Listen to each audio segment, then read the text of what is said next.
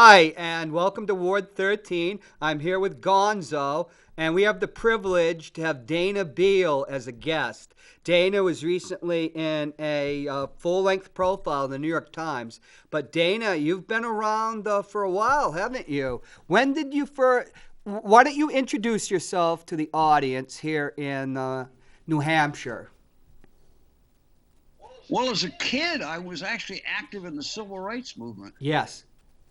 I hitchhiked to Washington, D.C. for the I Have a Dream speech. And that was 1963? 16. Yeah. Okay. And then in 1967, we did the first smoke-in. There had been a be-in Yes. organized by Jim Farrat and Allen Ginsberg and some people. But there hadn't been a smoke-in until we decided that it would a good way of diffusing a potential riot because we wanted the first Oh. concert by the Grateful Dead, first ever concert in New York City, to be like a wonderful time and peaceful.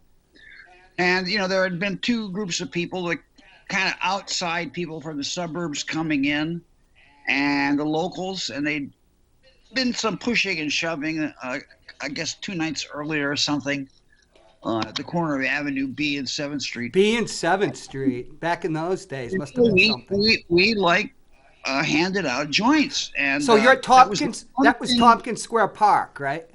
Yeah, that was the one thing that really they had in common.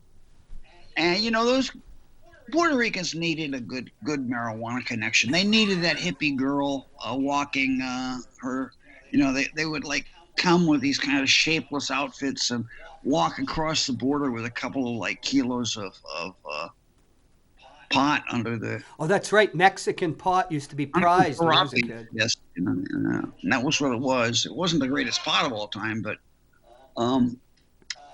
we cut the price in Tompkins Park quite a bit. I just wanted for the audience because, you know, a lot of people don't even know the Chicago 7 and the era, which there was just a movie about the Chicago 7 that got nominated for an Academy Award. But at the time, from 1961 through, you know, we had the Civil Rights Movement and Freedom Riders. I was with Howard Zinn at Boston University, and it always gets Gonzo because I always mention Howard Zinn because he was great. And he was the advisor to SNCC at the time when Stokely Carmichael, you know, was the head of it. But then the anti-war movement really started taking off in 65. 1967. No, 1967, really, because Martin Luther King did a peace march. Right. He turned attention from doing civil rights marches to doing a big peace march in New York. It had tremendous impact, and we participated in that. But the thing was, after I started doing these smoke-ins, I got busted. And there was a kind of a concert that night with Ed Sanders and the Fugs. Oh, the Fugs, yeah. March on the place where I was being held. And they waited for me outside the West Street federal lockup until I got out. Until I was bailed out. And then there's a picture of me on somebody's shoulders. And then an article came out in the New York Times that, you know, this thing had happened with 500 people. And who is this guy? And of course, they spelled my name wrong, so you can never find the article unless you know how the alternative spelling of my name. But Abby wanted me to. Abby Hoffman. Bring a bunch of like pot to the levitation of the Pentagon. You were at the levitation of the Pentagon. Okay. I provided the pot for the levitation of the Pentagon. Now, is that 4 pounds? And we announced we were going to have this, so a lot of people came. Do you understand? This is one of these first political smoke-ins. Later, the big one was when after Kent State, Nixon had Honor America Day, and that was 1970. And the people came up the reflecting pool. Right. People hopped to the reflecting pool and came up the reflecting pool at Billy Graham and Bob Hope, who were in shock that there was as many people smoking pot against the war as there were good Christians supporting Richard Nixon. Now, the levitation of the Pentagon, is that what Norman Mailer wrote in the Armies of the Night? Armies at Night, right? Yeah, which won the Pulitzer Prize, is one of the great books of American literature. But when we're talking about Richard Nixon, suddenly Richard Nixon, I believe, he thought that pot smoking and drug taking was going to, bring about and No, psychedelics were going to bring about. Ehrlichman said, we just found out we could mobilize people Right. around this. And we didn't even believe drugs were bad. We just wanted to get the blacks and the hippies, and we were out to get them. And this law gave us a way to go after them. I never really understood Actually, that. Nixon also introduced methadone. Right. But you see, the reason we were upset was, but we were upset that Nixon even got in. He wasn't really supposed to get in. That was an unintended consequence of the Chicago riots. Right. But once he was in, we noticed that the pot that used to easily amble across the border at San Diego was suddenly cut off with something called Operation Intercept. Right. And within a year, the amount of heroin that was coming around started to skyrocket. Yeah. The CIA. We tracked that to Vietnam. And so the entire Vietnam War was basically not only to be, revealed to be a war crime, but it just flat out a criminal enterprise. They're just dealing dope. And, we're going to have to consume this dope. So the next year we did a demonstration at the 4th of July smoke-in about the CIA heroin. And I was busted 10 days later in Madison, Wisconsin. And everybody assumed it was in retaliation. So it became a little famous. There was another article in the New York Times. And I got out of jail and went straight to Miami, where the convention protests were taking place. And there's a tape of me questioning George McGovern about the CIA heroin. And he confirmed it. Yeah. But the problem was that there was a school of people in the left who were very, very anti-drug.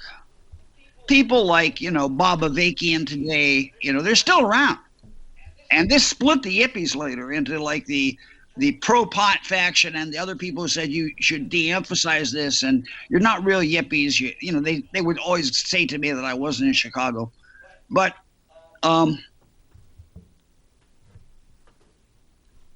hey, I got in real trouble by people blaming me for Nixon winning the election. Yeah, because Gonzo wants to ask you a question, but I just want to point out. To begin with, and I was like a little sensitive about that. And Ed Rosenthal introduced me this guy, Howard Lotsof, right? And Howard Lotsof was into psychedelic drugs, and, that's something we had in common. But he didn't tell me his most interesting discovery until Richard Nixon resigned, because I met him December of '73. He didn't tell me till August of '74. But he told me I took this drug that got me off of heroin overnight. Well, when I asked McGovern, after he confirmed it, I said, well, okay, we have, millions of kids basically doing pot. How can we protect them if our own government is selling the heroin? Right? How can we protect them against that unless, you legalize pot and sell it over the counter? Dana, we was willing to embrace that. Dana, we have somebody who wants to ask a question. I just want to point out that people that don't know a background, that Richard Nixon considered marijuana, all drugs, to be a political issue because as there were people like advocates for psychedelics saying it really broke people, it expanded people's consciousness, and that was a threat to the established Eisenhower, straight-laced middle-class society of conformity. And he actually created the DEA and really went after drugs in a way that was unprecedented because he saw it as a threat to the establishment and the political order. And here is Gonza. Hey, how you doing? It's nice to meet you. One of my main takeaways from reading about you was you put together this concert, Rock Against Racism, and Eric Clapton showed up. How cool is that? How do you get Eric Clapton to show up? Oh at no, your that was a concert? different Rock Against Racism. That was in New York. That was in London. Now he's conflating events too. You're conflating events. Yeah, ask him the question about the Yippies.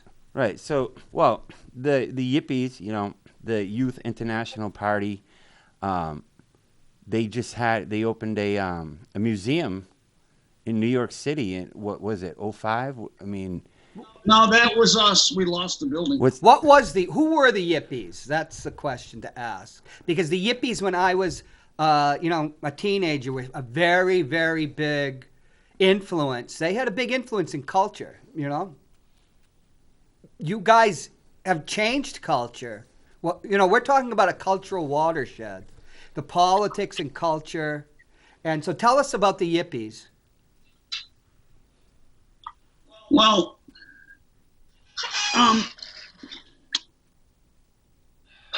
you got to go back to Nixon. Okay. Right? Nixon was waiting for the Schaefer Commission report when they passed the Controlled Substances Act. Yeah. Right? And they actually left a provision in the act where a president can order a drug to be descheduled. And we are now trying to do that with Joe Biden, right? Trying to have Chuck Schumer write him a letter asking him how Ibogaine, which has no abuse potential, in other words, animals cannot be trained to self-inject it the way they can with cocaine, right? That, it just doesn't belong in the schedule because it doesn't have high potential for abuse. Right. Ibogaine used to be legal in France. Concede they made a mistake, and that way people will be able to get it for, opiates and other things. And I guess you have an opiate problem in New Hampshire because Jean Shaheen says she will not sign on to marijuana legalization in the Senate until somebody deals with the opiate crisis. Yeah, this is something for... we have just the thing. We have something that would cut opiates in half. That's right. Ibogaine. The studies that have been done so far, 41% of people after one or two treatments walked away from opiates for the rest of their life. Right. And Ibogaine was legal in France since 1966. And it's a treatment for heroin addiction, and it's an effective one. No, it wasn't. Actually, they didn't discover that. They didn't? What they were using it for was extreme sports, like mountain climbing. Right. Because in very small doses, it's a really good stimulant. It doesn't take the toll on the body of the amphetamines. Right. Right. So, Howard. Is that Evan? Howard was the one who discovered this. Howard Lotzov, the guy I'm talking to you about. So what happened was, we're like, for six years, we kind of knew about this thing, but we didn't do anything about it. And this was the period when Jimmy Carter came in, and it looked like they were going to legalize pot overnight. We did a big smoke-in at the White House, reuniting everybody like it was 1970 all over again. And it looked like pot was going to get to be legal, but then the president's drug czar got busted for coke. That sounds like that was the end of that. So people have the next thing that happened to Donald Trump, Steve Rubel, Disco 54. Get to that. Roy Cohn. Roy Cohn, we talked about many times on the show. They saw the White House chief of staff snort coke Jody. In Studio 54. Now, I would actually question the political judgment of a chief of staff at the White House showing up at a place where there's a giant moon with a spoon on the wall.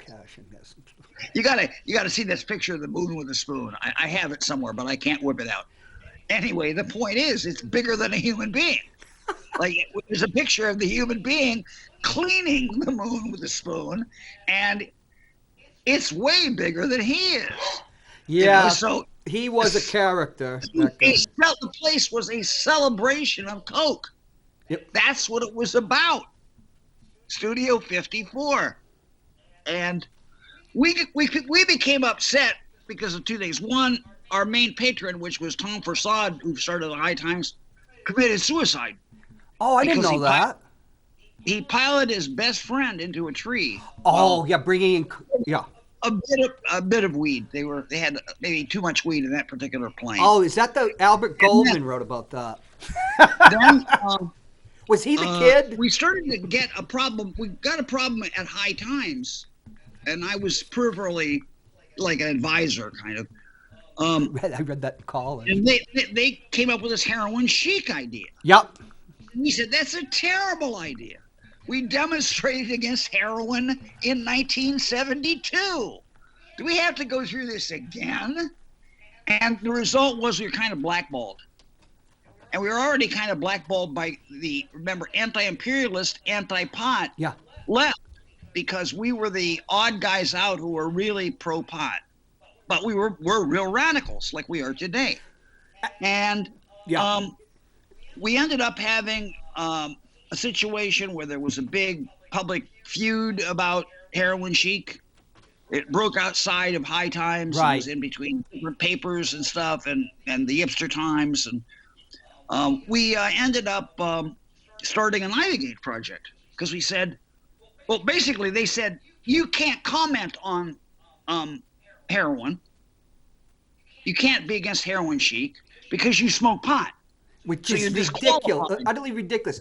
Our mayor here was running for governor. You smoke pot. Obviously, you know nothing about drugs. Yeah, he would be saying, they're saying in 2008, oh, well, marijuana is a gateway to heroin, and I've never seen that in my life. Well, no, it turned out, of course, once they could Ridiculous. study it, once they legalized it, there was a 20% reduction in opiate use when medical marijuana came online. Absolutely true. Because there's lots of people for whom that's enough of a painkiller.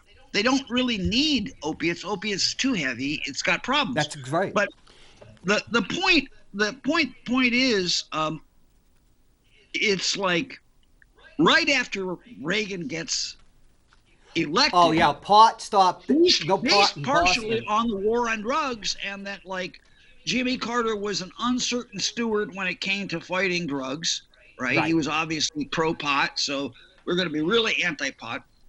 So ironically, just when we needed medical marijuana the most, Nancy Reagan comes in and says, you absolutely can't even talk to anybody that's pro-pot. Well, there was this thing called HIV.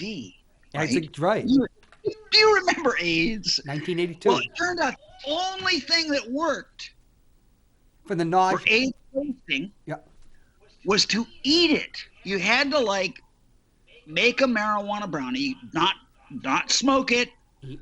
You had to eat it so that the oil in the pot could coat the inside of your intestine and cut the inflammation, and you'd be able to generate ravenous hunger because you hadn't eaten, right? So that became impossible to do right when we needed it most. And it took a long time to overcome the just say no stigma. And when I came into, the AIDS movement in 1988, the stigma of marijuana was so powerful that it was very hard to present on Ibogaine, because the 12-step faction, the people who were going to 12-step meetings, was there, and they would basically kind of say, this guy, he's only here to legalize marijuana. And what we're saying is, well, we have this Ibogaine, and we think Ibogaine would make a difference in the AIDS crisis, because less people would be sharing needles if less people were using needles. And they didn't want to hear it. Let me tell you something. On my show, I have PTSD. I'm a veteran. I had another veteran who had PTSD, Joe LaChance, and he was talking about how marijuana will reduce heroin addiction, because we've all evolved with opiate receptors in our brain. But I didn't know till Joe was on my show that we also have it for cannabis. And and cannabis is much more friendlier than heroin, as you've pointed out. So if somebody with cannabis works for PTSD. It actually works. What it does, it specifically is the body's anti-inflammatory mechanism. Oh, I didn't know that. You have this stuff called glutamate, right? Yeah. And your GABA is like down regulates using this compound, and your glutamate is the stimulant for it. And when you smoke a cigarette, for instance, you get a glutamate rush. It isn't that long. Ooh, that's what But we were doing. it will help you organize your thoughts. So you have something to say, or you need to write something in a hurry, you can smoke a cigarette and finish it. It might not be that good, but you will finish whatever it is, and that's what glutamate helps you to do. But the problem is, glutamate is an inflammatory. So there you are in the gut of somebody with HIV, and the glutamate receptors and the little terminals that squeeze out the glutamate are making too much glutamate. Right. So you have inflammation, and then you have, well, you could, if it's in your lungs, it's from tobacco, you could get cancer. But there's 5 different kinds of glutamate receptors, and apparently 2 of them have this back signaling channel kind of off to the side, where it can send back signals from the receptor to the terminal that's squirting out the neurotransmitter, saying, it's too hot in here. Yeah. It's just getting too hot. You got to chill out, because you're overheating, right? Yeah. And that's what it does. That's the function. The reason you get this thing where if you can't sleep, you can smoke a really strong joint and then kind of dissociate and stop worrying about stuff and fall asleep. Yeah. That mechanism is actually kind of a thing of not completing certain memories and obsessively. Yeah, that's what plagues you, PTSD memory. That is because you're slowing down the glutamate and keeping it from getting finished. Wow. Right. So it's annoying, but it could be, especially for somebody with chronic insomnia. Well, yeah. One of when you have PTSD, insomnia is one of the things you have. But somebody told me about indica. I think that was it. And but because I have PTSD, and I still don't smoke. I've smoked very little after my friend Mark and I at BU. We won't go into that, but it actually worked. And then other veterans, guys from Vietnam, were starting to hear about this, and they were. And then if you have smoked marijuana, these are combat veterans with horrible memories sent to that horrifying, unjustified, genocidal war where not just, and they're smoking. Some of the guys hadn't smoked ever, and some guys hadn't smoked for since Vietnam. And then you get busted up there, right? Because you're taking a urinalysis. And the VA would, at the time, I don't know right now, not hear about it, that could be a treatment for PTSD. And which is tragic because so many people are getting lost. PTSD. There's an article that just came out in Time magazine where there's a guy that had a real bad PTSD, and he took an ibogaine treatment, and it helped him to resolve a lot of his issues. Right. So it's using some of the same pathways. Yeah, ibogaine, for people that don't know, is a natural. It comes from a plant. Is it in Rwanda or is it East Africa? No, tell us what ibogaine is. Cameroon, French Congo. Okay. Over to Rwanda, Burundi. It's a psychedelic, right? Originally, it comes from the mountains. It was first cultivated by the pygmies. Right. And the pygmies actually have a two favorite psychedelic plants, cannabis and iboga. They're using them together, and we're trying to actually recreate that right now with a treatment for Parkinson's, because it turns out microdoses of ibogaine are good for Parkinson's, and we want to sprinkle a little ibogaine on the CBD that people are taking anyway for their tremor, and that way it'll deal with their paralysis. Right.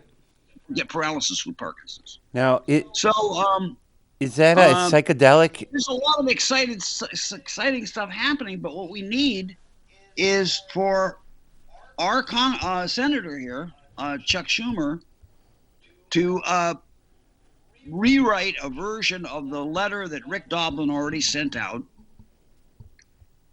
asking for Ibogaine to be descheduled. Okay, Dana, can we just hold on? You can go to Jean Shaheen, right, and she can sign on to it, and then she'll relent and vote for marijuana. Okay, And the reason for that, if I may finish the thought, the reason it's so important for marijuana to be legalized is that for marijuana not to be legalized increases the danger that Trump will be reelected in 2024 as dictator for life. Geez, well, we've got to. You've got to give us some time to ask you questions, and you're going to be on Matt Connerton Unleashed, the radio show. You've got to give some time to ask questions. I know doing this stuff like Skype and everything, if you put me on it, nobody gets a word in edgewise, and even here. Gonzo has a question for you about Ibogaine. Well, I was just wondering, so it's an addiction interrupter, but it's a psychedelic. It's considered a psychedelic, correct? Well, it's different than, your main line of psychedelics use a certain serotonin receptor. Right. I think it's just getting the bad perception because it's called that, but that people aren't really looking into what it can do. Basically, you can compare that to like hitting one key on the organ. Right. Right. Ibogaine is a selective serotonin reuptake inhibitor, and it is a unique one. It is the only one with an inward conformation. Wow. Because Ibogaine turns into a metabolite called noribogaine, and that noribogaine somehow could penetrate the serotonin transporter. So you have terminals that squeeze out serotonin or dopamine or glutamate, and then you have receptors, right? And to keep this thing called serotonin syndrome from happening, serotonin syndrome, yeah, I know about that. You have to have this thing on the terminal cells to suck the serotonin back in, so it can kind of be, regenerated and reused again, because it uses the same stuff over and over again in the brain. It's just it has to go into the cell to be like cleaned and washed or something. I don't know how this works, but the point is, we have a drug that works on all the receptors and not just the 2A receptor. So it's quite different, actually, than LSD or psilocybin. And it's more like a memory drug. It's like intense visual memories, one right after the other. And it's activating the part of the brain where you see in your mind's eye a dream. And when you're in a dream, all right, you visualize things. But it's not real because your eyes aren't open. But on the other hand, it's part of the same circuit, and your eyes are in REM are like kind of twitching. And as your eyeballs twitch, it causes this activity in something called lateral geniculate nucleus, which enables you to see, because you also have a lot of activity in the cerebellum, see what caused you to be addicted. Wow, that's very interesting. And I think the reason why you have such a following and you're so popular is you can take the chemistry of something and you can relay it into layman terms.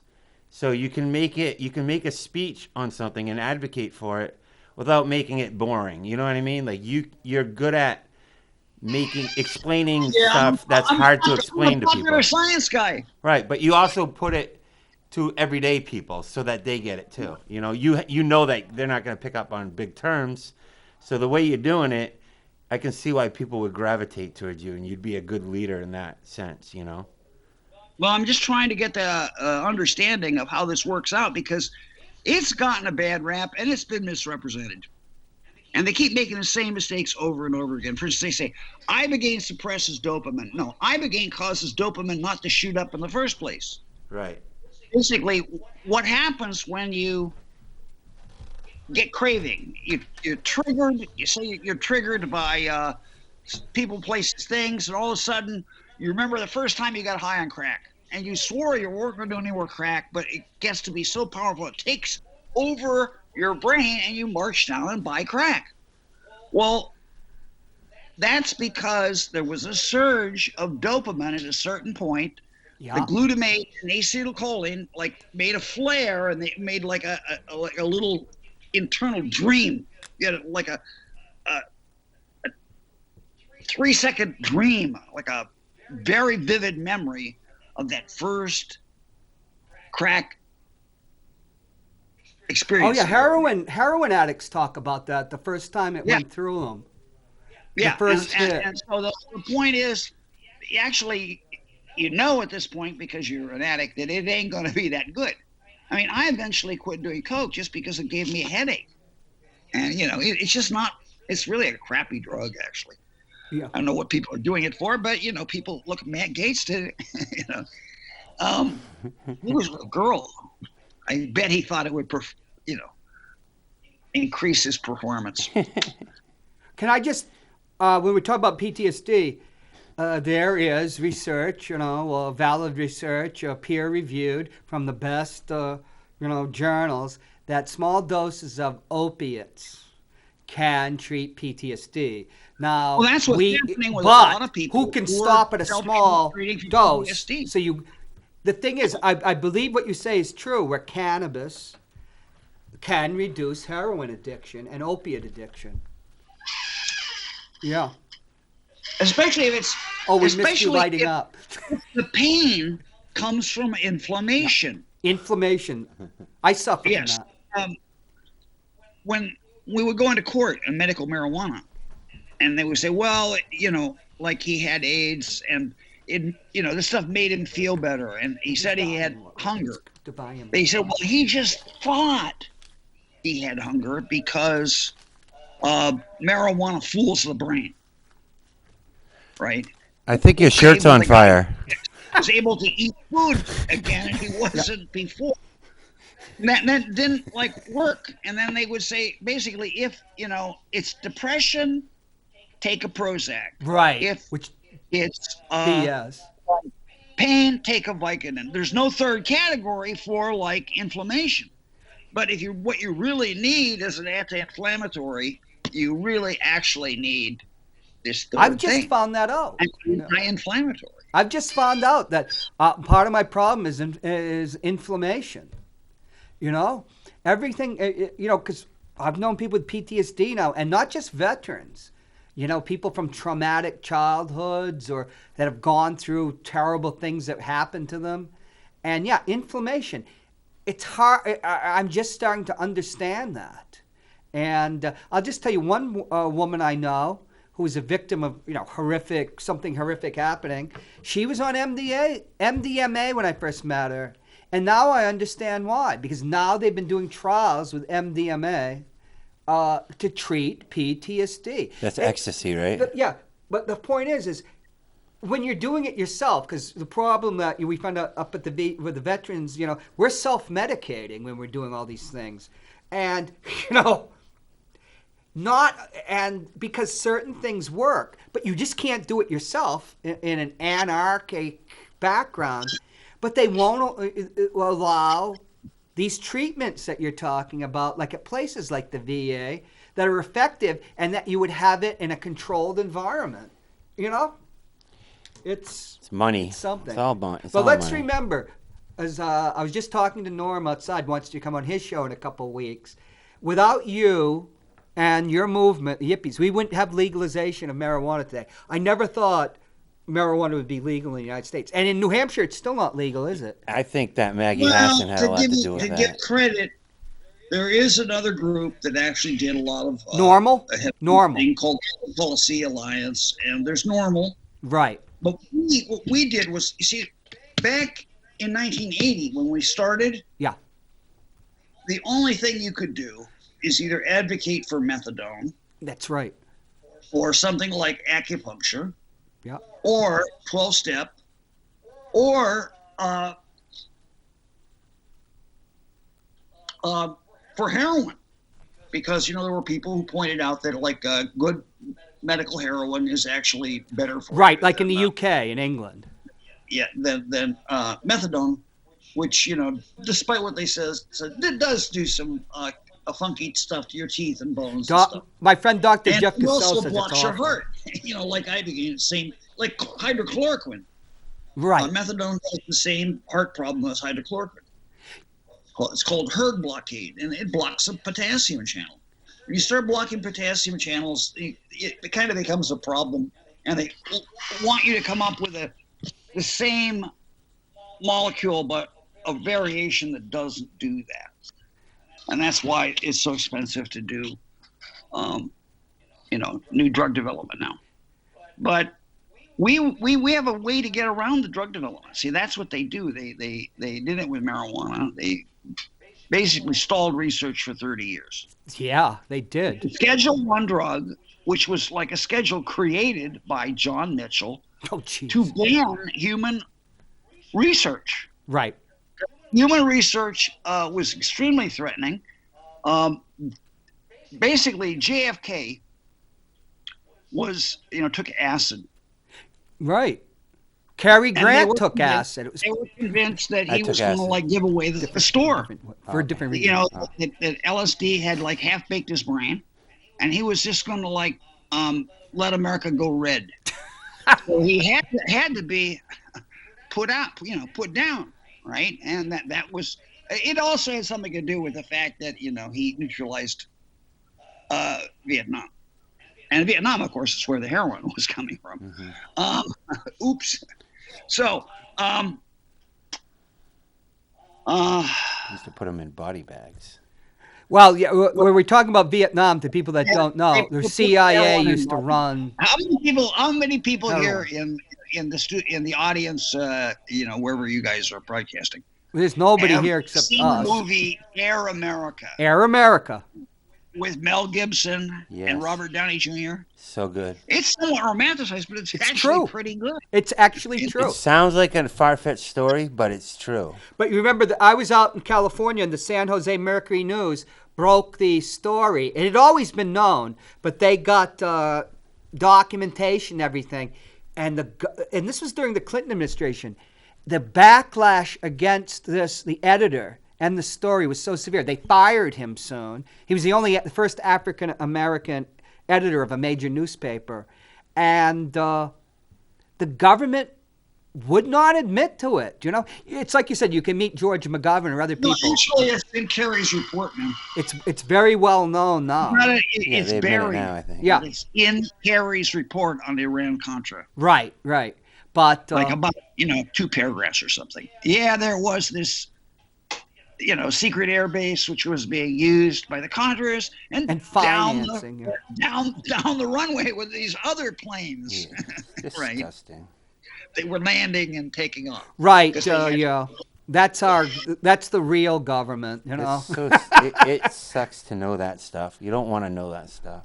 That's it. There's a secret government. The New York Times just revealed the Pentagon has a secret army of 80,000 people and probably deployed here in the United States, which is against the constitutional law. Hey, what the hell, I'm gonna tell you, I'm more paranoid of Donald Trump than anybody in the secret government. You mean Joe Biden? Or do you have more paranoid? I'm way more paranoid of Trump than I am of Biden, even though ostensibly Trump said he would sign it, right? Right. And Biden said he wouldn't sign it. Yeah, I think we could still pressure Biden to sign it, and in general, number one is illegal. I just don't, I kind of like just a dyed-in-the-wool anti-fascist now. I can't get over it. I'm going to be an anti-fascist as long as I live. I studied otherwise a fascist guy is a Nazi. Well, I would agree with you as a fascist. I'm not quite sure about the Nazi, but I'm not so thrilled by who's in power either here in the United States, because I've never seen a situation in my life where I guess my father used to tell me, he was born in 1926, that working people before the New Deal, not the New Deal, but before, until after World War II, were just treated, they didn't count, and but what, you have something to bring up, because that's a whole different thing. Well, I was curious about the concerts that he used to put on. Okay, tell us about the concerts, the music and the culture, because there was a confluence of culture and music. Can you hear us? Oh, me? Yeah, we're talking to you right now. Gonzo's Yeah, fascinated. yeah. I was reading up on you and like Yeah, the but concerts that you I'm used to put trying to figure on. out what time frame you're talking What about. time frame? Are you 75, talking about 75 John to Lennon's Chrysler Arena and Free John Sinclair and 2 years, 10 years for two joints, yeah. and then he gets out of prison? Um, are you talking about like when we started Rock Against Racism in 1979, and it was kind of hijacked from us by the Yeah, I mean, art? it sounds like you had some influence, and it sounds like you were able to get some gatherings together. So without social media, how are you able to pull off all these huge crowds? How do you get that We did a lot together? of postering. We put posters up on walls. We Posters. paid a lot of money. We sold a lot of pot. Sold a And lot we of pot and created posters. the thing where everybody in town knew that we're doing a marijuana parade, even though they didn't go to the parade, Yeah, right? Because it was a poster guerrilla. somewhere on a wall, and they saw it. I mean, the turnouts though were huge. But there was Gorilla. There was a Gorilla. He is a legend of the underground, Yeah. which there was an underground, the counterculture they would call it. But yeah, they got the word out in those days. And as I said, The internet helped when it came along. There's an interesting story. Rudy Giuliani tried to ban our smoking. And we went onto the internet and created the worldwide marijuana march on the same day in 36 cities. yeah, And we started having huge events in Toronto and London. And they were still saying, well, these guys aren't political, that they're just smoking pot. It's not about freedom of speech. It's just about pot, smoking pot. That's all they're doing. And there was this other faction that kind of wanted to have a beer fest. a beer fest. And they would bring in like 94, 95, and 96. They would show up. They wouldn't go on the parade, which was coming downtown because of an agreement with the police. They would sit and just wait for the parade to arrive, and there were no organized speeches, and they were just like drinking a lot of 40s. And what happened was that soon the ground was covered with broken glass and beer. 89 to 93. And so that was kind of the problem, because there was this group of people from the Lower East Side who really didn't want to do the national yippie trip. And they said that, we were kind of, their basic like rap was, these people are frauds. They're raising money under false pretenses. Steal it. Steal that money right away, because we can use it better. We're more revolutionary. The money should go into the spots. So basically, they would try to figure out some scheme to get us to front them a few pounds of pot, and they wouldn't pay for it. Oh, the Chislers. Well, now, did you So, really and bring it's a 50? known we're on a blacklist of people who don't pay for their You're not gonna weed, talk about Pegasus. and they resented that bitterly, because nobody likes to be blacklisted. You can't get credit. A few more minutes. Of course, it's a good idea to pay for, Did you really bring a 50-foot Cheap. joint to a Hillary Clinton rally? Did you bring a 50-foot joint to a Hillary Clinton rally? Yeah, we did. It was Well, 56 husband only feet. never inhaled. That's awesome. I- 56 feet. 50 foot. How many meters? Whatchamacallit? 50 feet. She ought to bring one up here for Jean Shaheen. We'll get it in front of her office. Yeah. Martha's Vineyard. Hillary Clinton rally. And then we went to the Hamptons. But you see, the problem was And the Hamptons. no one was there to begin with. Just going to the nice, very supportive gay communities, Yeah. right, where everybody is a Hillary backer. Oh yeah. She needed The to be in Hamptons. like Michigan and Wisconsin. She just lost those states by a little bit, and she never campaigned there. If she'd gone into Madison relatively early, I know the people who could have turned out a big enthusiastic crowd. The whole state would have broken a different way later. Well, marijuana being an aphrodisiac, she probably didn't want to see Bill anywhere around it, No, that wasn't it. She's not into pot. What happened was that, if you remember, on August 25th or something, Obama had announced that he was not going to reschedule pot. Right. And Hillary immediately put out a press release, but did not do any kind of like public event with, say, veterans or the little girl with seizures, and try to like tug at people's heartstrings and say, I care. I will do something. I don't know what I'm going to do, but I'm going to do something, you know. The devil's weed. She said, we're going to make it Schedule 2. Well, Schedule 2 is the same as meth. You know, so absurd. That's not exactly legalization. And at that point, a whole lot of people decided that they would throw away their vote on Gary Johnson. And Gary Johnson, you know, That's picked Matt up Connaughton. 40% of the electorate, you know, that could have gone to Hillary if she'd just been a little more sensitive. So yeah, we tried to bug her with the giant joint. She refused to talk to us. Talk to the other people, but never talked to us. Well, you weren't ignored. We went down to Biden's this time, right on I bet October he smoked.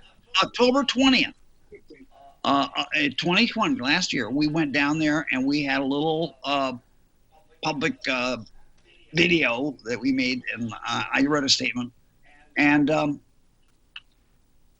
we left a letter With a joint? that, you know, decrim was not enough, that they had a real severe problem with Nazis. Maybe they didn't realize it yet, but they should like drop all marijuana prosecutions and concentrate on stopping the Aryan nations with trunk loads of fucking automatic weapons. He didn't F-bomb, did he? No. We can't Anyway, swear on TV on the radio here until after 10 o'clock. The point is, like 3 days later, they actually intercepted a guy with a trunk load of weapons on his way to kill Biden. Well, and then you know, of course, January 6th rolled around. So we were pressing. We said, you know, you can't seriously like want to have 40,000 people in jail for marijuana like you do right now. they've wasted hundreds of billions of dollars. We need those cells for the neo-Nazis. They have wasted hundreds of People billions. beat up little on old this war against drugs. Asian ladies. Yeah. You know, we need those cells for corrupt Trump cronies that stole the COVID money. Hey, Dude, he's right though. Like, yeah. Well, we got about 7 more minutes. Let's go back to Gene Shaheen. What do you want from people in the state of New Hampshire that support the legalization of marijuana? And remember, this is the only state around us that doesn't have legalized marijuana, and Canada does too. We're the only state. What can people that want to end this insanity do with Gene Shaheen? Do you have an Ibogaine church? We have a what? You said you have some people who started an Ibogaine church in New Hampshire? No, that's in Massachusetts, and we can talk about that on another show. Because we want to get you back in a couple weeks. People to at least be better informed so that they can advocate. because I've never heard of it before until today. But Ibogaine is a different thing. We're talking about legalization right, but I'm sure of it marijuana. ties into his answer. The point is, what she's saying is, because of the gateway effect, Which is bull. Yeah. I can't legalize pot. And what we're saying is, okay, lady, are you serious? If you really want to do something about heroin, sign on to this letter with Chuck Schumer. Oh, so Chuck signed the letter. You actually cut heroin in half. But no matter how many times you beat that dead horse, locking people up for pot is not going to solve the heroin crisis. Yeah. It's apples and oranges. We had a kid really here. related. Actually, Ibogaine is more related. You know how Ibogaine is more related? You can get up in the morning, you're sick, you need a shot of heroin, right? Yeah. Every junkie wakes up in the morning in withdrawal, and instead you take this capsule of Ibogaine. 30 minutes later, your heroin withdrawal lifts. It goes away. I mean, you start to trip on Ibogaine. Yeah, but it's I know. It's like the way you put it. But it's so powerful that you forget about the heroin. I mean, you trip. And what happens is, when the Ibogaine wears off, you are not in narcotic withdrawal. Right. So it's like this magic trick. Where did the heroin? I was told that heroin was brought with this big bad thing. And, they'd be writhing on the carpet and puking, and all is true unless you take Ibogaine. Right. Well, that's But true. We Ibogaine saw those is movies when I was a kid. Nothing else does that except other opiates. You see, and Ibogaine is not an opiate, and that was the breakthrough. Something that would act like an opiate in some ways, but was not. So what you actually were saying is that the policies of Jean Shaheen, and that they're still saying that it's a gateway drug to opiates, which is bull, we all know, and that they're not going to support this until there's an opiate crisis is gone, which we've had opiate crisis for 50 years of my lifetime, is they are denying rationality itself. Exactly. They are actually denying the solution. Yeah. Well, maybe they're waiting for Big Pharma to take everything over. Right. The biggest gateway drug is alcohol. If the United States was in a war, that's when you lose your inhibitions. And we had to come up with a Manhattan Project. Yeah. We would come up with a Manhattan Project, let me tell you. So we can do this thing. We call it the Staten Island Project. Okay. Where Howard Lossoff lived. And, he was the guy. So high. And he's still there. Okay. Actually, Norma is still there. His widow is still there. Okay. African-American lady who invented an African drug who is being ripped off by Big Pharma. Okay. Take about three. Story. Dana, we got to get going soon. Why don't you take the next 3 minutes? Just tell our viewers what we need to do over there. Well, go look at the Time article. New York Times article. Time the magazine, not the New York Time. Times. Okay. Because the New York Times is about you. And there's also another Rolling Stone article. Both of these are just in the last month. Cool. Oh. And they're big articles, so you should acquaint yourself with them. And write a letter to Jean Shaheen, say, you're being duplicitous. You're not actually doing something that will address the heroin crisis. You're just posturing. Everybody knows it. There is no gateway effect from marijuana. Yeah. And you're just making up stuff to keep from letting people out of jail who shouldn't be in jail. I mean, you see that case of that guy in Mississippi got life for 30 grams of marijuana? No, I haven't. Yeah, it was just upheld by the Mississippi Supreme Court. I know somebody that a black. He's a habitual offender. So what?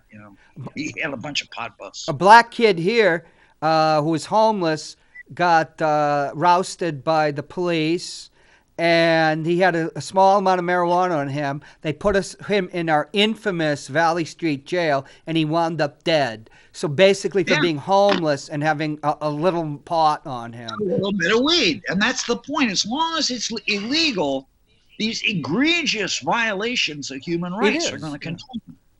They're just, it's like I said, it's the safest drug there is. The thing about using marijuana instead of some other drug, practically any other drug you have has a pretty steep LD50. That is the number of people that takes that drug to kill 50%, the lethal dose 50. Pot has no LD50. It's the safest therapeutically active substance known to man. So how can you make it a crime? Basically, people are literally doing nothing. They're taking the safest thing they could take instead of alcohol, instead of tobacco, instead of drugs. They're doing this health conscious thing right here. I think people are coming around on it too. I think Shaheen has a personal experience that's making her lean a certain way. Now that we have, I think she's influenced by something at home or whatever, making her say it's a because her argument is that's your opinion. I think yes. I think she's leaning a certain way because of her opinion. Maybe if the subject was changed, and people said, "Well, what about the Ibogaine?" Yes, that personal experience would work in a different way. We haven't really tried this out on her. Right. I'd never heard of it before until now, Yeah, and exactly. I think the word needs to get out. Hey, Dana, is there any chance of you coming up to New Hampshire? Yeah, that'd be great. Yeah. We're inviting you to New Hampshire. Maybe we can get a a bee in or something. You can stay at the Cadillac Motel. No, we'll stay at your place. All right. Okay, Dana, it's so good to have you on. Yeah, what a pleasure it was to meet you. And for people, Matt Connerton, WMNH 95.3. Norm. Norm's here with a wig. Norm wants you on too in a couple weeks. But thank you so much. I guess we got to go and look at this this thing to figure out where I'm going next. Okay, we're going out now, and I'll give you a call. But thanks, everybody. IPM Nation. IPM Nation. It's IPMNation.com. But yeah, we will get you. We were going to call you in a few minutes. Is he? We got to get going. I'll call you in a few minutes. Okay. All Bye, right. Dana. Take care.